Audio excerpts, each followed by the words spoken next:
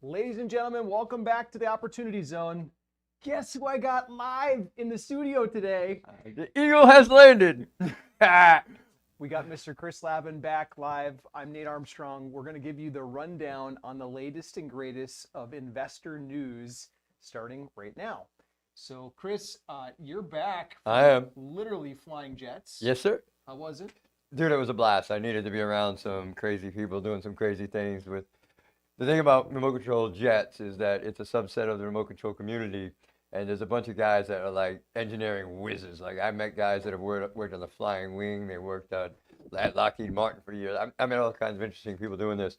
And the engineering and the time that they put into the airplanes and the joy and passion they have in talking about it, and that community is just, it's great for me. It really is very relaxing for my head.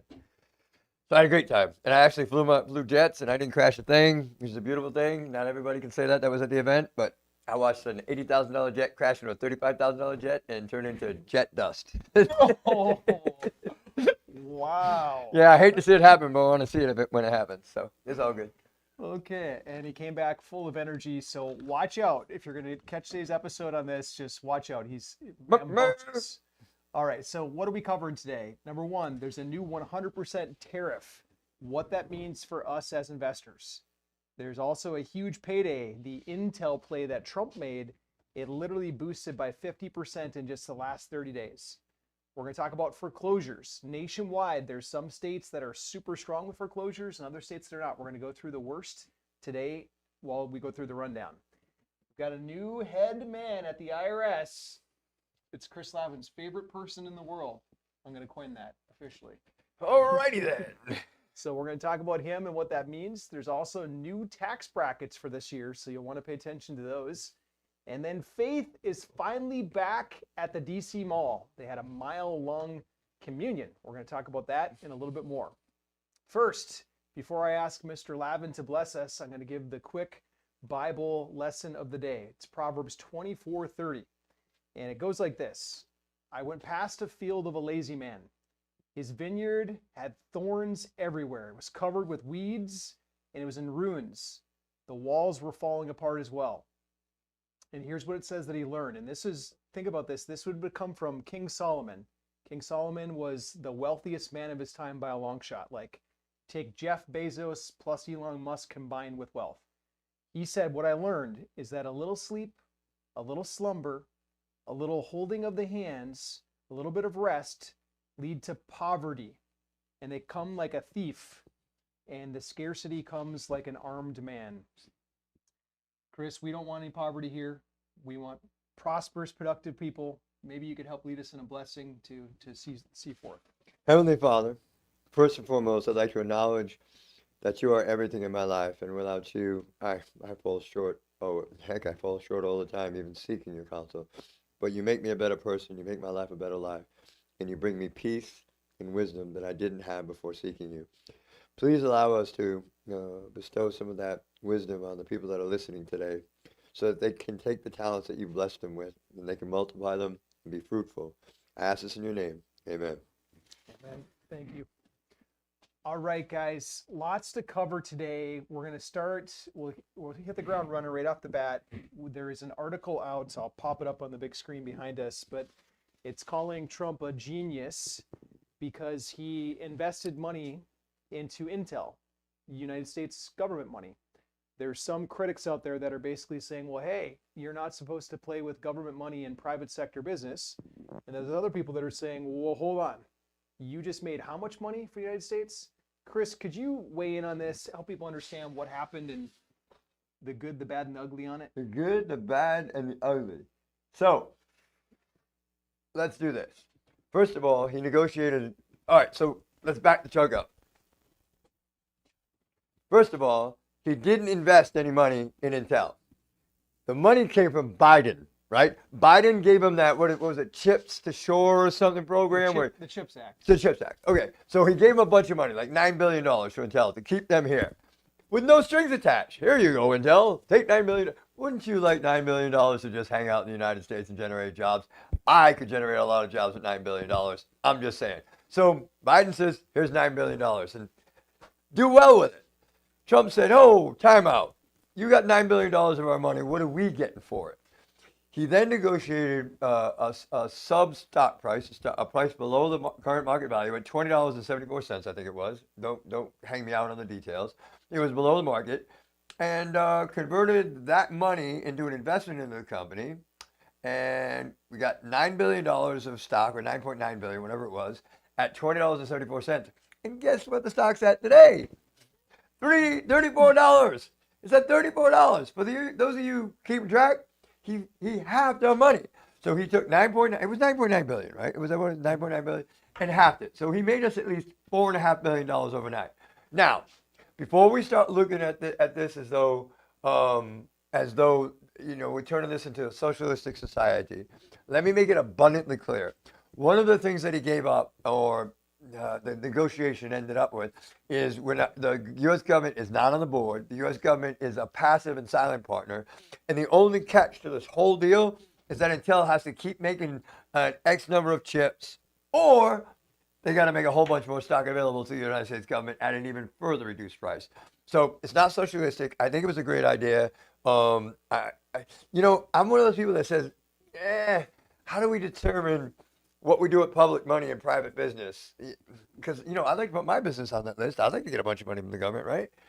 But, this is a smart play. You got to admit that one thing about Trump, there is a method always to his madness. I mean, there's a method. Look at what he did with the tariffs originally. He told everybody, go pound sand. We're going to, 100% tariffs on everything to get everybody to the negotiating table to have reasonable tariffs. This is just another amazingly smart play because it turned out well. What would we be saying about him, though, if the stock dumped, right? Oh, yeah. Right. He'd be a bump. They'd hang him out to dry. Crucify him. Yes. So, and again, this was not his play to begin with. Nope. He just took the game, cleaning up the mess. and he turned it into a better winning position for the American people. Correct. Cleaning up the mess. Kudos.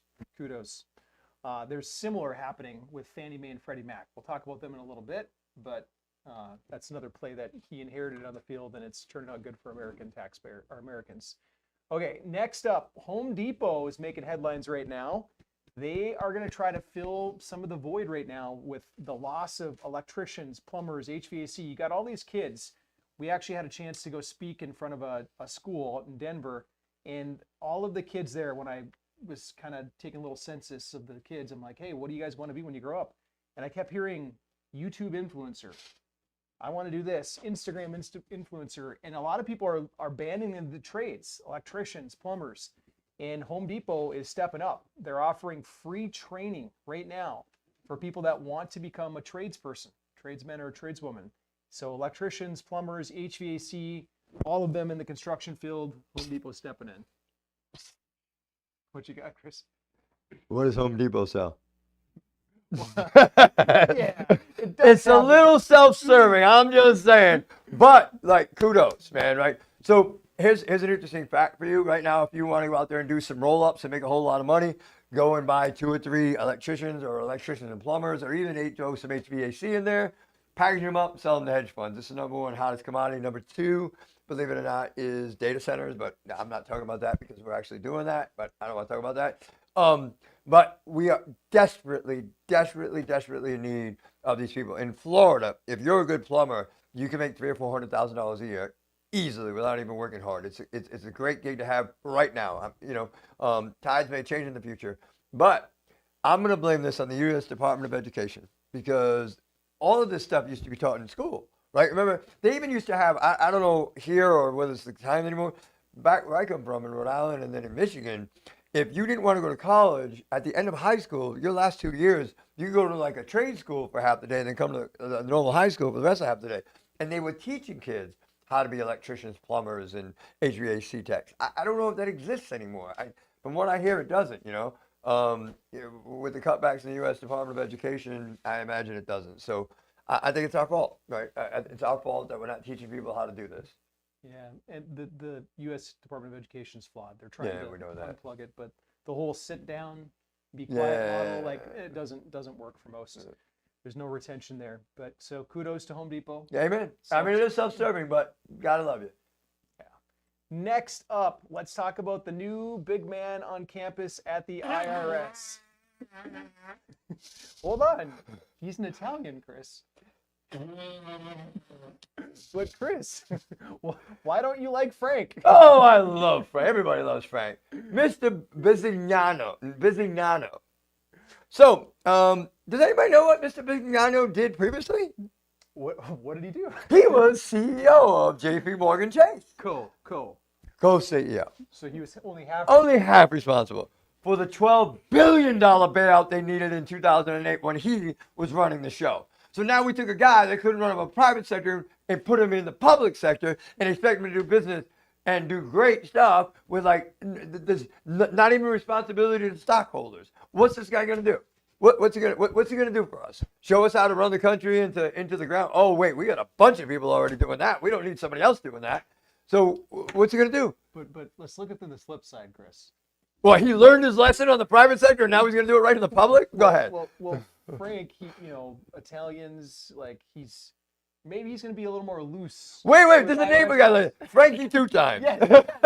This is Frankie Two Times. Have y'all ever seen that movie? Yeah, Frankie Two Times. He's going to tell you the same thing twice. He's going to do the same thing twice.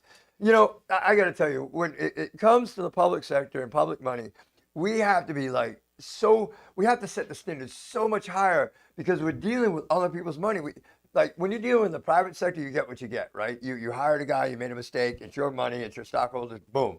But when it comes to the public sector, like there's some old lady somewhere that's making, has her life savings and she's making, she's working part-time. And we got this guy determining where our money goes so that her tax dollars get spent and, bridges to nowhere. Don't get me started. Well, we're going to talk about bridges. Yeah! It's coming up. Right here in Miami. Who's Amy? Your Amy, not Miami. Miami. Now, He said it was his Amy. Miami. Yeah. What's happening right now, though, under new leadership of the IRS, this is going to happen with or without him. Yeah, it had nothing to do with him. This is a good thing.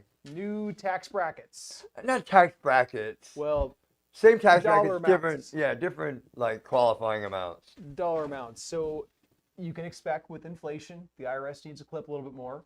So your 37% tax bracket, it's now up. We're up. Yeah, it was at 609 and now it's at 640. Yep. So every single category across the board, you can expect to pay a little bit more than you did last year. Can I do a little education here? Yeah. This is something that I shouldn't say a lot of people. There's some people who don't completely put that back up for a second. Wait. There's some people who don't completely understand how these tax bracket works. So if you make over $640,000, let me get out of the way. If you make over $640,000, you don't pay 37% on all of the $640,000 that you make. Everybody knows that, right? It's you pay 10% up to 12.4, and then 12% on the next gap, and then I forget what it's called when you get your actual percentage that you pay. My brain just slipped into neutral. But this is how it's worked. It's staggered in step. So if you didn't know that, I want you to understand that. But if you have a problem and you're in the 37% tax bracket, you don't really have a problem. Sorry. Well, Chris, you didn't pay any income tax. I did not last year. Because, and I'm going to quote the words of a great financial guy. It's because I'm smart. Because I'm smart. Okay. Because I use the IRS tax code to benefit myself, and by benefiting myself, i.e., I don't pay taxes. There's a whole bunch of kids that had extra food on their plate and extra shoes on their feet. That's why I don't pay taxes, and I do it completely legally using multifamily real estate to do it. So if you want to be smart too, learn about it. Yeah, if you'd like to learn about that, then type in the comments wait list. I'll explain that in a little bit, but literally there's investors lining up right now waiting for our next deal, which we're going to bring to the market, and it's going to have a lot of tax benefits before end of year. Okay, type wait list in the comments and we'll get you information on that. I'll talk more about it a little bit later. We had one of our investors, starts with an L, I won't publicly say his name right here, but he had called me one day and he's like, Nate, I don't understand. Why is the government giving us all these tax benefits? Like, this doesn't make sense. Like, I just can't pay tax. And then I challenged him for a second. I said, well, are we paying property tax? He said, yeah. I said, are we supplying jobs? Yeah. Are we also providing housing? He's like, yeah, we are. And I'm like, that's why the government gives incentives like this. So it's not that you're just like cutting people out. It's that the IRS is actually a subset of behavior incentivization programs. I kind of like to think of it that way. So if you do certain things, the IRS can reward you in essence. So if you don't want to pay taxes this year, or if you had a really good financial year and you're thinking you might pay too much, then look for investments that the IRS can reward you on. Chris, are you going to get what I think you're going to get? Yeah, I'm looking for it, but it's still here. Oh, it's Oh, there. here it is. It's there. There's that one. Where's the other one? That's the only one that I think got the other one. It's in my desk drawer. But hey, listen, guys, I'm going to show you. This is for tax year 2023. I don't know if you can see that. I got a $53,000 refund, and I think I got just shy of $50,000 in 2024. I wish I had that check. It's in my desk drawer. And I made lots of money. I had really tremendous years these past 2 years, and I'm getting refunds from the IRS. If you want refunds from the IRS, multifamily real estate is the best way to make that happen, in my opinion. Other people have other opinions, but it's also my experience because in 2 years I got just about $100,000 back from the IRS. Chris, you helped me get about $4,000 back this year. Nice. $4,000 refund. I'll take it. Yeah. I don't want to have to write checks to the IRS. Mm-hmm. Especially when you've got folks in the government that they do craziness with your money. And Oh, good Lord. this is one of them. New York AG Letitia James. She's indicted this time. She's been making headlines the last couple of weeks because they were speculating that she committed bank fraud. Now they've indicted her. So it's official. Any thoughts? Nah, nah, nah, nah, nah. She came in talking about, I'm going to get the fraud out of this. Blah, blah, blah. Does anybody know what this woman did? Let me explain to you basically in the 30-second Clip Note version. She applied for 2 loans on 2 different residences, claiming they were both her primary residence. That's the way she was living. Not possible. Your primary residence is just that. You have one primary residence, and the other was a rental home that she was making money on. Why would you do that? Well, you get better interest rates on your primary residence than you can on a rental property or an investment property. So she got a better interest rate, and there's better terms too, right? Usually on a excuse me, on an investment property, you've got to put a lot more money down than you do on your primary residence. You can get away sometimes putting nothing down on a primary residence. I don't know the particulars of her case, but generally on a investment property, the lien holder or the lender wants you to put a significant down, 20, 30%, because they want your skin in the game. They don't want it real easy for you to walk away. The thought is that you won't walk away from your primary residence, but you will walk away from an investment property that doesn't affect your family. So that's why that's the motivation to do it. It's about the money and greed, and I'm glad they got you. And if you're guilty, I hope they hang you out to dry because you are the AG of the state of New York. What were you thinking? You're above the law? No, nobody's above the law. That's all I got for that. Don't get me started on illegal immigration. We will not. We'll go straight to Fannie Mae since we were talking about the crime that she committed. It was against Fannie Mae. Yeah. We're going to go straight to Fannie Mae and Freddie Mac.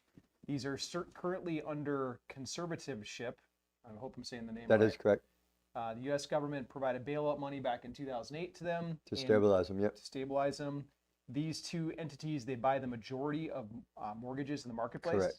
For both multifamily and single family. Without them, the mortgage market would fall apart.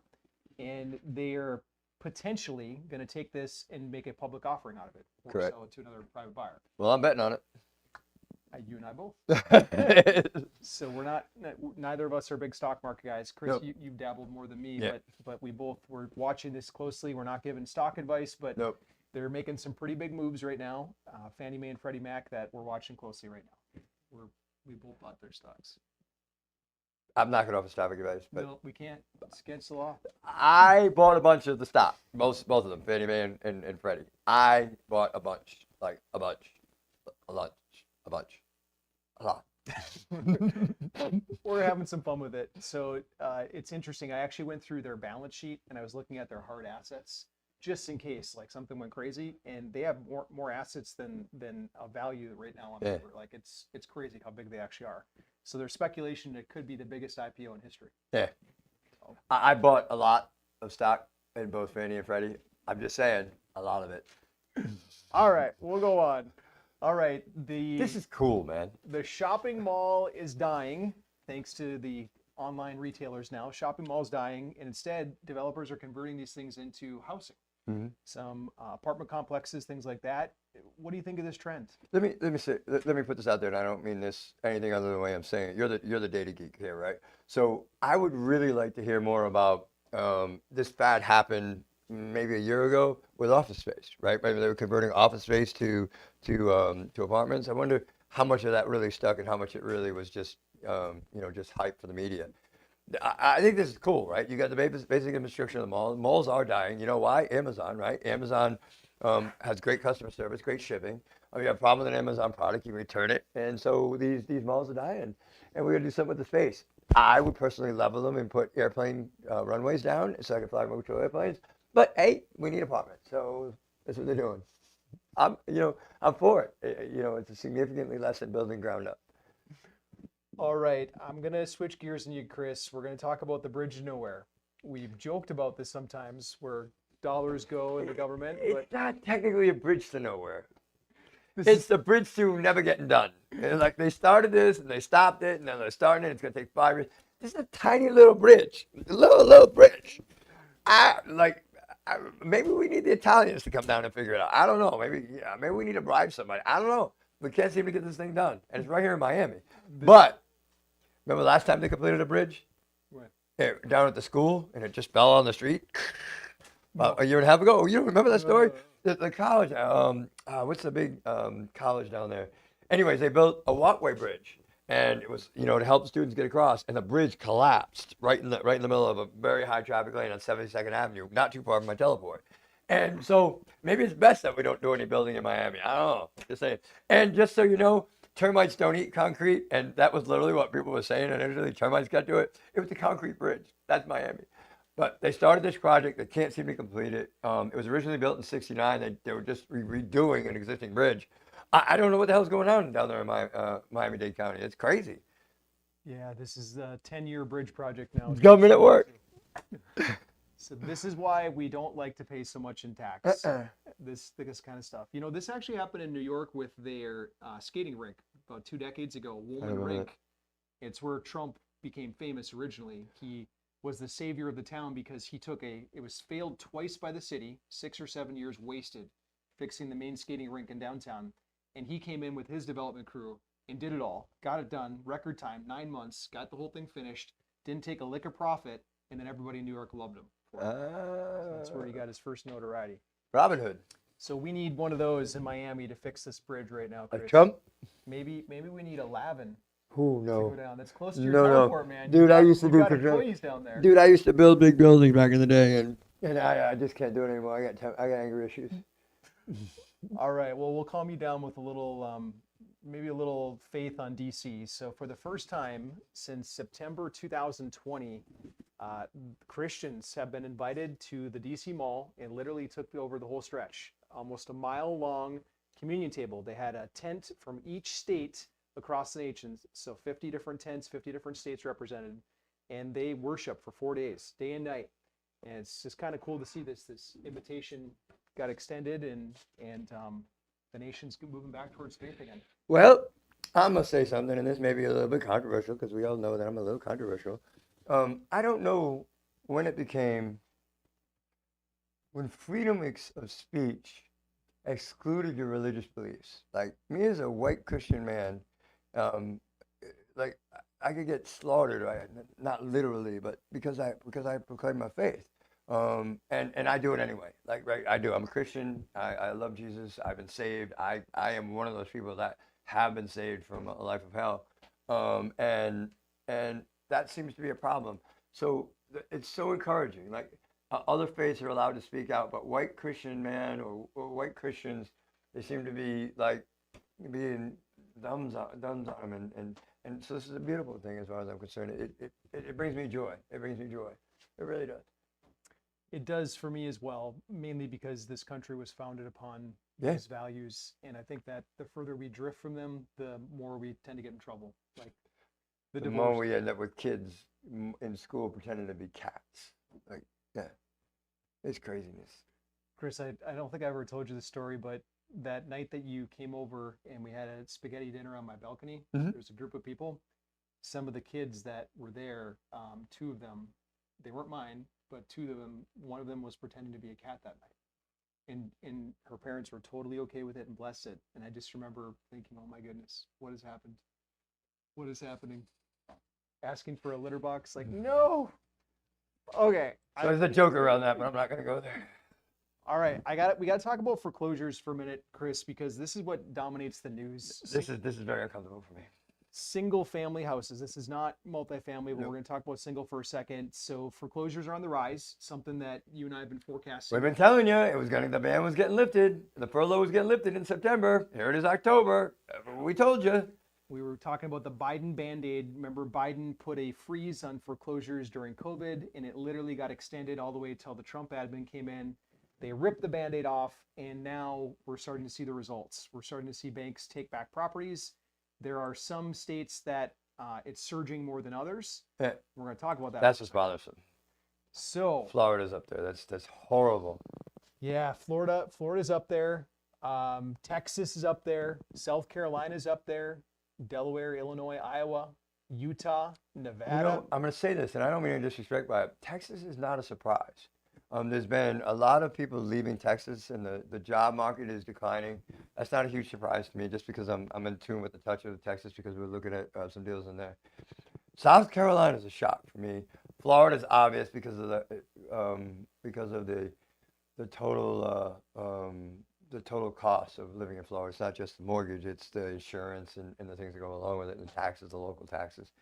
That's not a big surprise. But man, number one, huh? That's crazy. Yeah. That's crazy.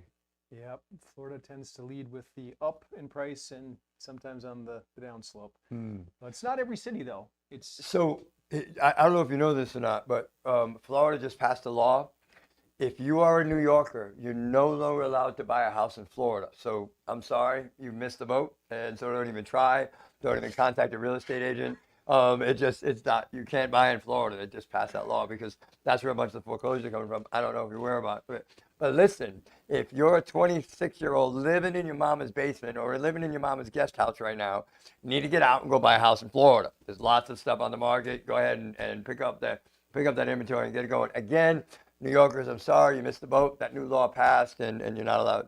I can't it's say called that. the Chris Lavin Law, and let me read his phone number to you. Chris, I appreciate you just bringing it back and bringing it home.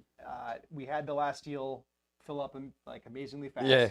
Yep. I'm going to put up the wait list for next round. If you are an investor and you're looking for a potential project that's Even if you're from New York, you're going to let New Yorkers in after I'm that gonna let New comment. Yorkers in. You know, after that comment, I don't know if they're going to talk to you anymore. They know I'm just New Yorkers got thick skin. They're not thin skin people. That's why I can pick on them. I'm going to put up the wait list. We are working really hard to find the next opportunity. We're planning on bringing something home before end of year for tax purposes. We have to. So if you're looking for a big tax bonus in a nice solid investment, it'll be the last offering that we do for this year. And I'll put up the page behind us, but just put the comments in the comment section, write the word wait list. And then our team will see that, and then we can message you. We'll reply back to your comment with the wait list link. It's just WAITLIST wait list, and then you'll enter this little list. It's just your name, your email, and then you'll be the first to know. Chris, why should you want to be no? Homeinvest.com/waitlist. And the reason is because of SEC regulations, we can develop a relationship with you prior to any investment, right?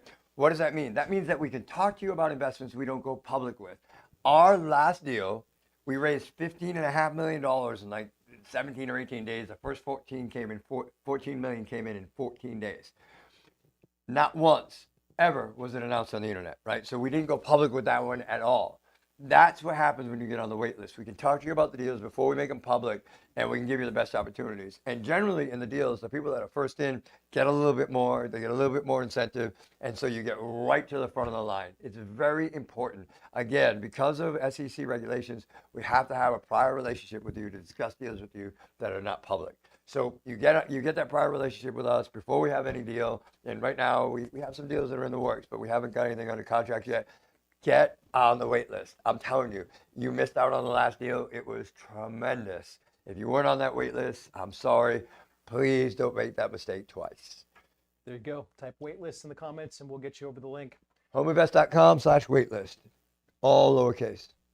Chris, any closing thoughts? Listen, I'm here to tell you that if you know my story, I at one point in my life lived behind a dumpster. I obviously, if you look at me now, I haven't missed a meal in a long, long time. That's because God's blessed me with circumstances and chances and situations and all kinds of things. But at the end of the day, I had to do the work. God's given me opportunity. He knocks on the door. I had to open it. I had to walk through and take care of these things. God is giving you the same exact opportunity. He doesn't love me any more than he loves you, and he doesn't love you any more than he loves me. He loves us equally. Opportunities are right here before you. Please, when somebody's knocking at the door, open it. Get on the wait list. Please, please, please do the right thing with the talents you've been blessed with. Multiply them. Don't bury them in the ground. And God will reward you many times over. With that being said, I'm a walking example of that. This man is a walking example of that. Our life is about being good stewards, and we do what we do because we love it. So I want everyone in you to know that you can have the blessings that God wants for you. You just got to take the chance and take that first step. God love you all. God bless. Thank you. Bye, guys. See you next week. There you go.